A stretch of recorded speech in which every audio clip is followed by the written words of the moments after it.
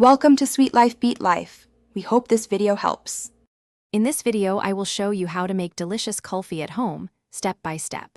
First, let's gather our simple ingredients. You'll need 4 cups of whole milk, 1/2 cup of sugar, and a small pinch of saffron for that beautiful color and aroma.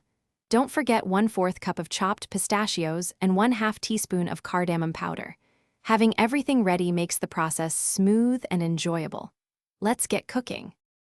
Now, let's start with the base. Pour your 4 cups of whole milk into a heavy-bottomed pan.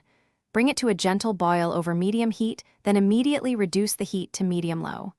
This is the most crucial step. You'll need to simmer the milk, stirring frequently to prevent scorching, until its volume reduces by about 1/2. This concentration gives kulfi its rich, creamy texture. It takes a little patience, but it's worth it. Once your milk has reduced beautifully, it's time to add the magic. Stir in your 1/2 cup of sugar, 1/4 cup of chopped pistachios, the pinch of saffron, and 1/2 teaspoon of cardamom powder. Continue simmering for another 5 to 7 minutes, ensuring the sugar dissolves completely and the flavors meld. Then, remove the pan from the heat and let the kulfi mixture cool down entirely. This step is essential before freezing.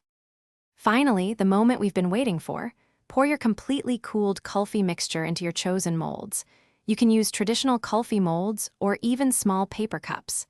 Freeze them for at least 6 to 8 hours, or preferably overnight, until they are solid. To serve, briefly dip the molds in warm water for easy demolding. Garnish with extra pistachios if you like. Don't forget to check the description for a link to little trees, black ice, and other great deals. Enjoy your homemade kulfi. Thanks for watching. Consider subscribing if we helped you.